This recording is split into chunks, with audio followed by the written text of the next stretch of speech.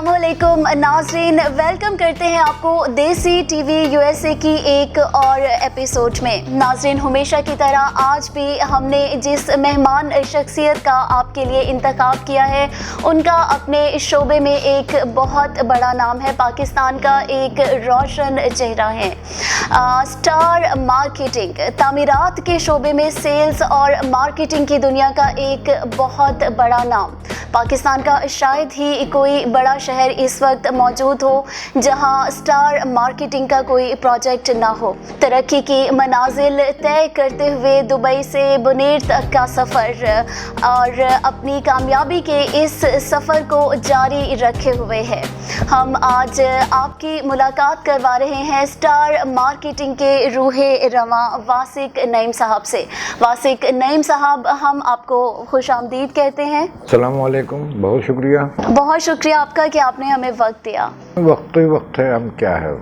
Thank you so much sir, बहुत शुक्रिया। सबसे पहले तो मैं आपसे ये जानना चाहूँगी, यकीनन स्टार मार्केटिंग का एक बहुत बड़ा नाम है और इस सफ़र के दौरान ज़िंदगी में बहुत सारे उतार चढ़ाव भी आए होंगे, बहुत सारी ऐसे मकाम भी आए होंगे जब ज़िंदगी ने आपको बड़े लेसन्स दिए होंगे। तो मैं ये चाहूँगी कि आप हमें स्टार मार्केटिंग का जो तरक्की का सफ़र है, जो आगाज़ है अपनी इब्तिदाई ज़िंदगी, आपने उसके ऊपर हम थोड़ी सी पहले रोशनी डालना चाहेंगे कि आप डालें और हमें बताएं कि इब्तिदाई ज़िंदगी का आगाज़ कहाँ से हुआ, आपकी पैदाइश कहाँ हुई। ये जो सवाल आपने किया है, ये कम से कम 10 नशिस्तों में इसका जवाब कंप्लीट होता है। कोई बात नहीं, हम एक तवील सफ़र है। ज़ाहिर है मैं इस वक्त अल्लाह के हुक्म से 72 ईयर का माशाल्लाह हो चुका हूँ और 72 साल का जो सफ़र है वो कोई 2 कदम का नहीं होता है। बड़े उतार चढ़ाव, अच्छाई बुराई, सभी तरह की सिचुएशंस का मुशाहिदा इस दौर में किया। कई दफ़ा यानी बड़े बहरानों से भी हम गुजरे। कम से कम 5 बहरान ऐसे थे जिसमें हम एक तरह से ज़मीन के अंदर चले गए थे और अल्लाह ने फिर हमें बाहर निकाला। ये उसका करम है और उसकी बड़ी नवाज़िश है। बिल्कुल बिल्कुल। तो चलें, मैं नहीं आपको ज़्यादा मुश्किल में डालती कि आप मुझे बिल्कुल इस तवील सफ़र के ऊपर बात करें, 72 साल ज़िंदगी के ऊपर आप नज़र डालें। मैं यहाँ आपसे गुजारिश ये करूँगी कि अगर आप हमें ये बता दें कि आपको ऐसा करते हैं कि आपको 20-25 साल की उम्र में जब आप थे तो तब आपने मेरे ख्याल में तभी सोचा होगा जब इंसान अपने करियर को बनाने का सोच रहा होता है, नए ख्वाब देख रहा होता है, नई दुनियाओं के सफ़र के बारे में सोच रहा होता है। उस हवाले से बताइए कि आपने स्टार मार्केटिंग जो है वो कैसे बना। अब इसको फिर हमें पीछे जाना पड़ता है। तो मैंने अपनी यानी प्रैक्टिकल लाइफ कह लीजिए 75 में शुरू की थी। तो मुझे याद है कि उस वक्त घर में अब्बा की मार पड़नी शुरू यानी ज़्यादा हो गई थी। अच्छा, काफी शरारती बच्चे थे। ज़्यादा लामतान होती थी कि घर शरारती बच्चे थे। घर में कुछ नहीं कर, मैं बाहर घर का यानी कहना चाहिए कि बिगड़ा हुआ बच्चा था और कुछ करना नहीं था, ना पढ़ना लिखना था, ना कोई काम करना था। बस उस ज़माने में स्टूडेंट लेडी होती थी या सहाफ़त होती थी, इसमें हम घुस गए थे। तो बस ये चलता था।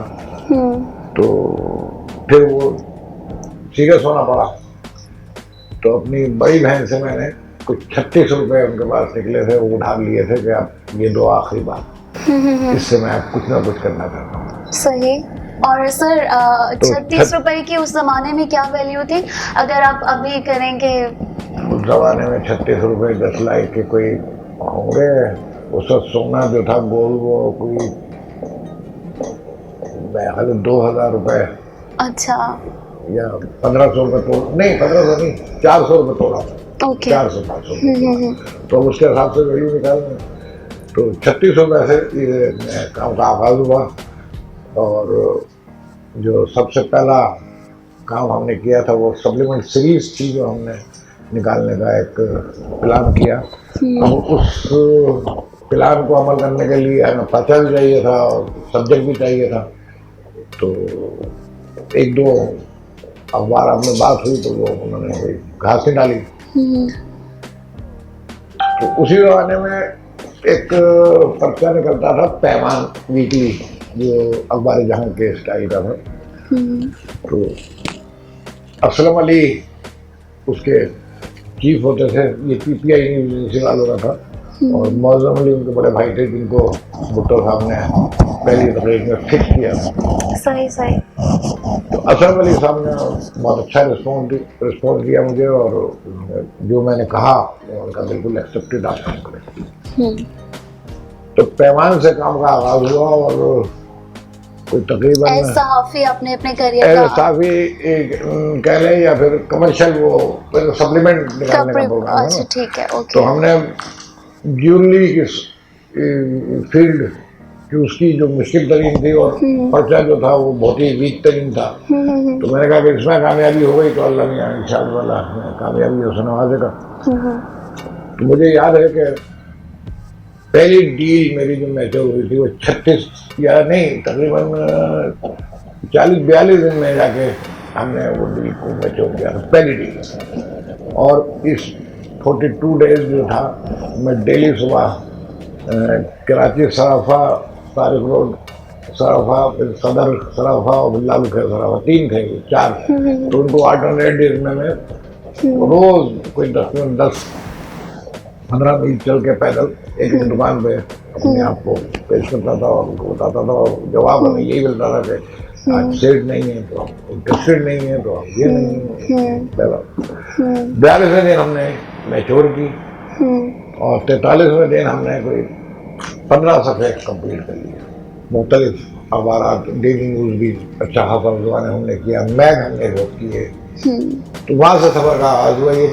और फिर उसके बाद मैंने कोई 76 में एडवर्टाइजिंग कंपनी अपनी बना ली थी, जिसका नाम विजन इंटरनेशनल पब्लिसिटी आई, VIP।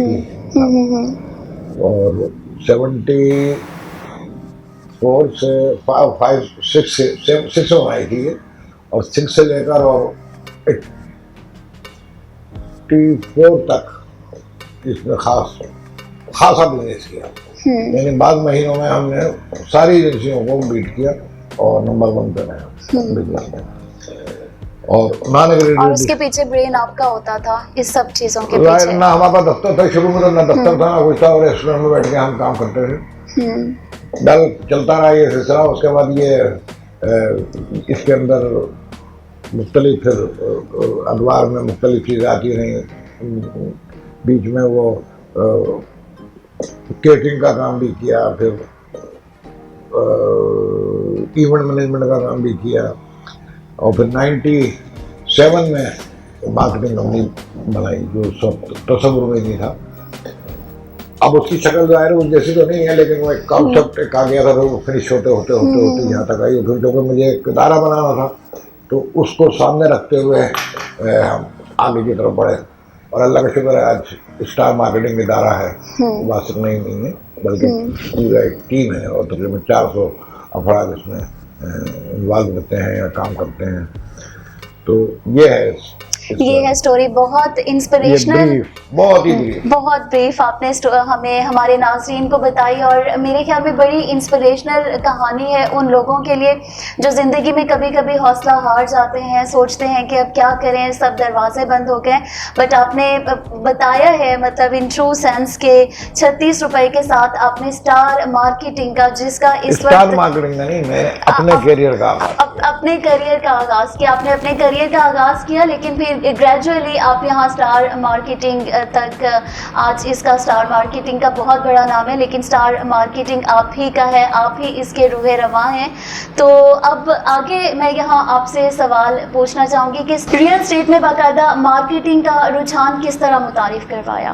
देखिए, होता ये था कि एडवर्टाइजिंग तो हम हमारे खून में है पहले दिन से।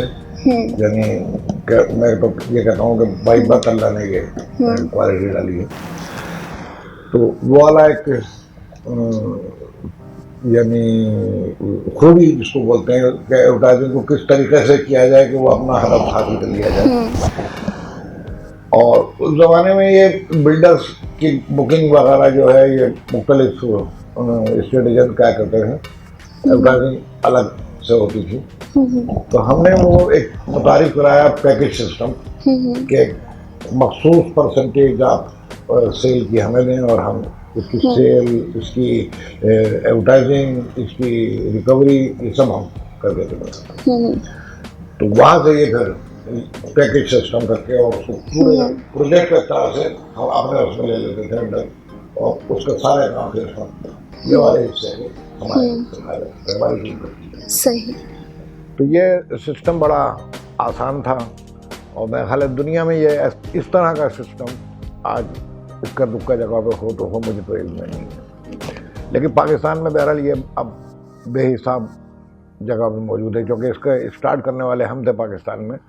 तो उसी तरह से आज अगर 1500 या 400 कंपनियां इस तरह के काम कर रही हैं, तो मुझे फ़ख्र होता है कि उसमें से 90% कंपनियां ऐसी हैं जहां पर हमारे ही लोग हैं जो उसको हेड भी कर रहे हैं या उसको चला रहे हैं, या उसके की पोस्ट के बंदे हैं वो स्टार मार्केटिंग या VIP मार्केटिंग के निकले हुए हैं। तो ये अल्लाह का एक बड़ा करम है, उसमें मुझे फ़ख्र होता है। और आप जब किसी भी प्रोजेक्ट की कोई मार्केटिंग कैंपेन बनाते हैं एडवर्टाइजिंग के हवाले से, एडवर्टाइजिंग के पर्सपेक्टिव में, तो उसके लिए आप किन अवामिल को मद्देनज़र रखते हैं? ये देखिए, हदफ अहदाफ होते हैं, और हर प्रोजेक्ट का एक अपना क्लाइंटेल होता है, उसकी अपनी एक एज ग्रुप भी होता है, उसमें इनकम ग्रुप भी होते हैं, उसमें ये मुख्तलिफ चीज़ें देखने के बाद फिर मीडिया की सिलेक्शन की जाती है, और उसके हिसाब से उसकी कंपेन फिर उसके लिहाज से सही सही तो सही प्रोजेक्ट वाइज उसको वही करता है, शहर कौन सा है, प्रोजेक्ट कौन सा है, किस तरह की पब्लिक को अट्रैक्ट करेगा, ये सब चीज़ें देखिए। और मुल्क की सतह पर स्टार मार्केटिंग जो है उसका काम है, या आप सिर्फ अभी आपकी तवज्जो है वो ज़्यादा आपकी कहाँ पर मरकूज़ है, कराची पर या हम पूरे पाकिस्तान में? पूरे पाकिस्तान में, बिल्कुल। नंबर 1 पे हमेशा हमारा स्टेशन है इस्लामाबाद। अच्छा, बिजनेस वाइज इस्लामाबाद में हमने सबसे ज़्यादा प्रोजेक्ट भी किए हैं, सबसे ज़्यादा बिजनेस भी किया है, सबसे ज़्यादा नाम भी कमाया, सबसे ज़्यादा क्लाइंट भी हमारे हुए हैं, और क्लाइंट भी वो जो मतलब उसको बहुत ज़्यादा बेनिफिट्स हैं वो सब इस्लामाबाद। अच्छा अच्छा अच्छा, सही। तो उसके बाद फिर दूसरे शहर आते हैं, दूसरे नंबर पर पिशावर भी है, लाहौर भी है, जनूबी पंजाब के शहर भी हैं, तो कराची, हैदराबाद, गवादर, ये सब तकरीबन कोई 25-30 शहरों में हम काम करते हैं इसमें, और हमारे कोई तकरीबन 12-13 शहरों में बाकायदा रहा और स्टाफ। सही। और अगर अब जैसे आपने इन तमाम शहरों का बताया, तो अब बुनीर में भी तो आप लोगों ने अपना शुरू किया, तो उधर पे क्या माहौल है? वहाँ का आपको साजगार माहौल मिला? कोई सिक्योरिटी के इश्यूज या इस तरह के? अल्लाह का शुक्र है, बहुत कोऑपरेटिव माहौल मिला हर जगह। किसी किस्म की हमें कोई प्रॉब्लम यानी देखने में नहीं आई। हम साफ सुथरा काम करने की कोशिश करते हैं। अब उसमें कहीं ना कहीं गलतियाँ हो जाती हैं, वो गलत बात है, लेकिन कोशिश यही होती है कि बिल्कुल साफ सुथरा काम किया जाए और उसके ऊपर हम पूरी तवज्जो रखते हैं। मतलब आप ये देख लें कि NOC जो बेसिक होती है मुताला करार होती है, जिसमें MBA भी है, MBA भी है या KBCA भी है, वो तमाम स्क्रूटनी करने के बाद प्रोजेक्ट की जमीन होगी, उसके बाद वो NOC जारी करती है। हम बगैर NOC के कोशिश करते हैं कि कोई भी प्रोजेक्ट ना हो। सही। तो मतलब ये कि मुतल्लिका जो अथॉरिटीज़ हैं, इन सारे इदारों के, उनके साथ आप लोगों का डायरेक्ट ताउन जो होता है वो नहीं, हमें तो डॉक्यूमेंट चाहिए, डॉक्यूमेंट चाहिए, फिर हम कंफर्म करते हैं, रिकन्फर्म करते हैं उस इदारे से कि ये आया बिल्कुल सही है या नहीं है। क्योंकि बीच में एक जगह पे ये भी हुआ कि हमें झूठे डॉक्यूमेंट दे दिए। हाँ, क्योंकि वो मेरे ख्याल में उनके लिए भी एक थोड़ा सा झंझट का काम गुड फेथ में कर लिया था। सही सही। इस तरह का वाकया पिशावर में पेश आया था। तो ये होता है, हर तरह के हमारे यहाँ के लोग हैं, तो इसमें दो राय नहीं है। सही। पाकिस्तान में अगर हम बात करें तो ज़मीनों के मुकाबले में बहुत कानूनी पेचीदगियाँ देखी गई हैं। अक्सर लोगों के प्लॉटों पे कब्जा हो जाता है, इस तरह की चीज़ें हो जाती हैं। तो इस हवाले से स्टार मार्केटिंग की कोई स्ट्रैटेजी है? देखें, अब तक बताया मैंने आपको, हर चीज़ क्लियर चीज़ देखने के बाद हम आगे में जाते हैं। तो जो इस तरह के प्लाट होते हैं, जो कब्जे वाले होते हैं, ये चीजें होती हैं, तो उनका तो एनओसी मिल ही नहीं सकती। जब एनओसी नहीं मिल सकती तो वो हमारे पास नहीं आते। इस तरह का हमारे पास कोई भी केस नहीं आया कि किसी चीज के ऊपर कब्जा कर लिया गया। तो इस तरह के नहीं है। अच्छा वासिक नईम साहब, जैसा कि आप जानते हैं कि हमारा ओवरसीज़ मीडिया से ताल्लुक़ है, तो आपके बिल्कुल इल्म में होगा कि ओवरसीज़ पाकिस्तानीज़ जो हैं उनका मीडिया की एक बड़ी तादाद है जो अमेरिका में, यूरोपियन कंट्रीज़ में इस वक्त चल रही है। लेकिन अनफॉर्चुनेटली ओवरसीज़ मीडिया के जो मालिकान हैं उनको इस बात से गवर्नमेंट ऑफ पाकिस्तान से भी काफ़ी इस हवाले से शिकायत है कि ओवरसीज़ पाकिस्तानी मीडिया को जब कमर्शियल्स की या एड की बारी आती है तो उनको नज़रअंदाज कर दिया जाता है। तो स्टार मार्केटिंग की इस तरह की कोई फ्यूचर में कोई ऐसी प्लानिंग के ओवरसीज़ मीडिया को भी, क्योंकि आपकी एक बहुत बड़ी मार्केट है इस लिहाज से कि ओवरसीज़ जो पाकिस्तानीज़ हैं वो यहाँ पर प्लॉट्स खरीदना चाहते हैं, घर खरीदना चाहते हैं, बहुत सारा इस तरह की चीज़ें हैं। तो आपको नहीं लगता कि उनको भी आप लोगों को नज़रअंदाज नहीं करना चाहिए, उनको भी टच करना चाहिए एड्स के पॉइंट ऑफ व्यू से, उनके लिए भी एक बजट मुख्तस करना चाहिए? मैं आपको पहले बताया था कि अहदाफ मुकर्रर किए जाते हैं और उसके हिसाब से उसका मार्ग और प्लान बनाया जाता है। अब और पाकिस्तानी को हमारे बहुत करेंगे, बड़ी तादाद है और ओवरसीज़ मीडिया में हम काफ़ी अपने आप को इंडिया रखते हैं जो मेन स्ट्रीम मीडिया है। अब आपको डिजिटल मीडिया ताल्लुक है आपका, तो डिजिटल मीडिया का भी नहीं सर, हमारा डिजिटल नहीं है, हमारा IP बॉक्स टीवी है। जी जी जी। कोई हमें उसके बारे में नहीं था, तो उम्मीद करते हैं कि आप फ्यूचर में इसको कंसीडर करेंगे। जाता है मीडिया काफ़ी चलता है। सही। और आपको लगता है कि आबाद के ज़रिए गवर्नमेंट को या आप लोगों को अप्रोच करना चाहिए कि कुछ इस तरह के स्कीमें बनाई जाएं जिससे जो एक गरीब तबका है उसका अपना घर बनाने का, अपने घर का ख्वाब पूरा हो सके? हमारे मुल्क का जो सिस्टम है उसमें आप कुछ भी करना चाहें तो बहुत मुश्किल है। सही। क्योंकि हमने भी बड़ी कोशिश की थी और आवाज़ उसमें शामिल थे हमारे साथ, और प्राइवेटली हम गवर्नमेंट के साथ काम हमें नहीं कर रहे थे, लेकिन प्राइवेटली उसी कॉन्सेप्ट को जो गरीबों के लिए मतलब सस्ती रिहायशी सहूलतें, लेकिन वो कामयाब नहीं हो सका। नहीं तो सका। आपको लगता है कि गवर्नमेंट जब पावर में आती है, ओवरऑल मैं बात कर रही हूँ, मैं टारगेट नहीं कर रही किसी भी मखसूस गवर्नमेंट को, कि जब इलेक्शन आने से पहले इक़्तिदार में नहीं आते तो मैनिफेस्टो में, अपनी तकारीर में बड़े बड़े बुलंद बांग दावे किए जाते हैं, लेकिन जब पावर में आते हैं स्पेशली वो दावे जिससे एक आम आदमी की हकीकी ज़िंदगी में, उसकी ज़िंदगी में बदलाव आ सकता है, वो उनको इम्प्लीमेंट नहीं किया जाता रियलिटी में। ये तो है, इसका जवाब तो सियासी होता है। एग्जैक्टली सियासी होगा, बट आप कोई 3000 मील दूर हूँ। सही। तो लेकिन आपको लगता है कि गवर्नमेंट को इस हवाले से मतलब, लेकिन जो कि हमारे यहाँ का सिस्टम, मैंने पहले कहा कि सिस्टम इतना खराब है कि इसको ठीक करने के लिए बहुत ही जल्लाद किस्म का यहाँ पर कोई बंदा चाहिए जो डंडा लेके और सिर्फ सिस्टम को ठीक करने के लिए निकले, और कुछ भी नहीं है। सिस्टम ठीक हो जाएगा, मुल्क ठीक हो जाएगा। आपको लगता है सिस्टम कैसे, मतलब आपको लगता है सिस्टम जो है वो सिर्फ सिस्टम को ठीक करने के लिए, या लोगों की स्ट्रेटजीज ऐसी हैं, या गवर्नमेंट की स्ट्रेटजीज ऐसी है? ओवरऑल सिस्टम कैसे जस्ट डंडे से ठीक हो जाएगा? डंडे से ठीक होगा और उस पर सख्त किस्म के कवानीन बनाए जाएं और बिल्कुल तीर की तरह सीधा चला जाए, जैसे दुनिया में चलता है। यहाँ तो आवे का आवा ही बिगड़ा हुआ है ना। आप अगर किसी भी डिपार्टमेंट में चले जाएं, बगैर वो बगल मल करे पहियों के बगैर काम नहीं होता। तो पहिए तो यहाँ चाहिए, तो पहिए चाहिए तो बस बिगाड़ पैदा होना शुरू होता है, वहाँ पर बुरे काम भी उसी पहियों के रोड पर हो जाते हैं। और आप मुझे ये बताइए कि आपको बाकायदा ये ख्याल किस तरह आया कि प्रॉपर्टी को कब और कैसे आया कि प्रॉपर्टी को साइंसी बुनियादों पर बेचने की ज़रूरत है? जब 96 में या 7 की बात है, ये नवाज शरीफ साहब ने कैटरिंग पे पाबंदी लगाई थी और 1 डिश पार्टी की थी, तो हमारा काम बहुत अच्छा था कैटरिंग का, और हमारा कोई तब्दीली कारोबार का सोचा भी ना था।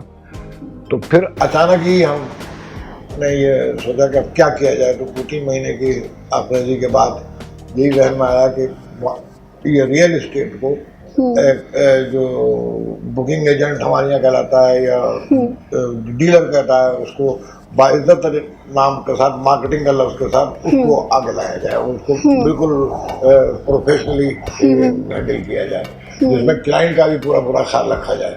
तो हमने वहाँ से ये फिर कॉन्सेप्ट उठाया और फिर उसको लेके गए, और वो कहाँ से होते होते फिनिश होते यहाँ तक पहुँचा है, यहाँ तक। और आपको क्या लगता है कि कितना सक्सेसफुल रहा है? बहुत अच्छा रहा। बहुत ये अच्छा बता रहा हूँ ना कि 400-500 इदारे मार्केटिंग के छोटे बड़े सब मिला के काम कर रहे हैं, तो उसमें से 90% या 80% या 70% तो हमारे ही लोग हैं, आपके लोग हैं जो आपके सिखा कोई इंस्टीट्यूट नहीं था, वही इंस्टीट्यूट था ये। तो ये जो कोई भी सीखा यहाँ से, उन्होंने अपना काम किया या किसी जगह पे वो की पोस्ट पे काम कर रहे हैं। सही सही। कराची में आपने कामयाबी के झंडे स्टार मार्केटिंग ने गाड़े और उसके बाद आपने दूसरे शहरों में जाने का इरादा किया। देखिए, मैं पहले दिन से पाकिस्तान में बहुत ज़्यादा, यानी पाकिस्तान से बहुत ज़्यादा प्यार करता हूँ, और कोई काम भी ऐसा नहीं करना चाहता जो लोकलाइज हो। तो लोकलाइज हो या इंसानी बुनियादों पर हो, नेवर। मैं पहले दिन से ये सोचा हुआ था कि काम करना है तो पूरे पाकिस्तान लेवल पर करना है, नेशनल लेवल पर करना है, नेशनल उसके साथ, स्पिरिट के साथ। सो हमने काम कराची से शुरू किया और विद इन 6 मंथ हम लाहौर, इस्लामाबाद, दुबई की बात करें तो दुबई में तो हमने एक्चुअली काम किया ही नहीं। अच्छा। दुबई में एक्सपोज वगैरह की, दुबई में की, यूके में की, अमेरिका में भी की, उसके बाद आपके जर्मनी में भी। एक्सपोज में आपने वो एक्सपो तो ये होती है कि पूरे पाकिस्तान के जो बिल्डर है उनको हम वाले जाके एक छत तले उनको अपनी प्रोडक्ट को आगे करने के लिए वो तो आप करते हैं। और मैंने ये भी पढ़ा था कि उन प्रोजेक्ट्स में जो दुबई के अंदर जो आपने किया, उसमें आपने वहाँ के जो ओवरसीज दुबई के लोग हैं, जो पाकिस्तानीज हैं, उनको आपने ये बताने की कोशिश की कि अगर वो आपके बैनर तले कुछ खरीदेंगे या कुछ काम करेंगे, इस तरह की चीज़ें, तो उसकी ओवरऑल प्रॉपर्टी के जो रेट्स हैं वो कंपैरेटिवली दूसरे उनसे काफ़ी कम है। नहीं, ऐसा तो कहीं नहीं है। अच्छा, ऐसा कहीं नहीं है? ऐसा कहीं नहीं है, मतलब ये जो वहाँ डिस्काउंट्स, डिस्काउंट्स मिल जाते थे, जो वहाँ पर परचेस करते थे एक्सपो के अंदर, उनको डिस्काउंट दिए जाते थे, और वो हम ही नहीं देते थे अपने प्रोजेक्ट पे, बल्कि बहुत सारे बिल्डर जो अपने इंडिविजुअल काम करते हैं उन्होंने भी ऑफर की हुई थी। सही सही सही उन्होंने की हुई थी। उसके बाद आपके दुबई के अंदर की बात करें तो साइमा ने की हुई थी, आपके फलकनाज ने की हुई थी, और लाहौर के, इस्लामाबाद के, पेशावर के प्रोजेक्ट उन्होंने अपनी ऑफर लगाई। सही सही सही। तो वो एक्सपो का एक बहाना होता है, तो उसके अंदर क्लाइंट आता है तो कुछ ना कुछ डिस्काउंट उसको मिल ही जाता है। सही सही सही, बिल्कुल। और अगर हम रियल एस्टेट मार्केट की मौजूदा सूरत हाल पे आपका एनालिसिस जानना चाहें? बहुत अच्छा है। मुस्तकबिल अभी भी मैं नहीं समझता कि बुरा है, बल्कि बहुत ब्राइट है, क्योंकि पाकिस्तान कोई छोटा मुल्क नहीं है, और यहाँ पर ये समझ लें कि 10 लाख घरों की हर साल जरूरत पड़ती है, जो इस वक्त भी शॉर्टेज के हिसाब से जरूरत से ऊपर हैं।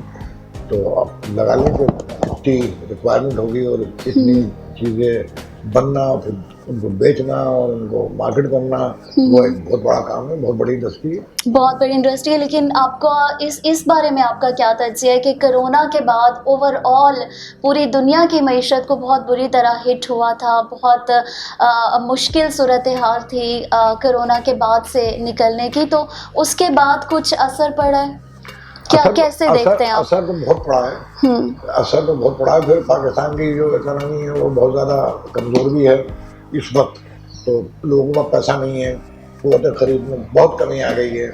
तो पहले जो घर 7 मरले का या 200 गज का किसी कीमत में मिलता था, तो आज उसकी कीमत डबल से प्रॉपर्टी के रेट्स जो हैं वो डबल से ज़्यादा हो गई है। तो वो उसके हाथ से निकल गई है। इधर उसकी आमदनी जो थी वो सैलरी कुछ बहुत ज़्यादा नहीं बढ़ी।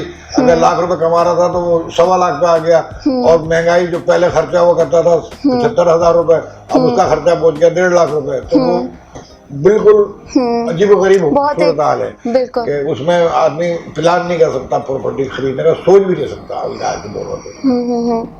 तो कुछ इस तरह के प्रोजेक्ट्स, सस्ते प्रोजेक्ट्स कुछ आवाम के लिए मज़ीद, again I am repeating my question, हम ऑलरेडी इसके ऊपर बात कर चुके हैं, तो हम बहुत ज़्यादा ऑप्टिमिस्टिक होकर नहीं सोचें। नहीं, बिल्कुल नहीं। बिल्कुल नहीं सोचा। ठीक है, स्टार मार्केटिंग के आने वाले प्रोजेक्ट्स के ऊपर अगर हम बात करना चाहें, कुछ इस हवाले से आप बताएंगे? आने वाले प्रोजेक्ट तो बहुत हैं, मतलब हमारे रोज के 2-3 एग्रीमेंट पूरे पाकिस्तान में होते हैं।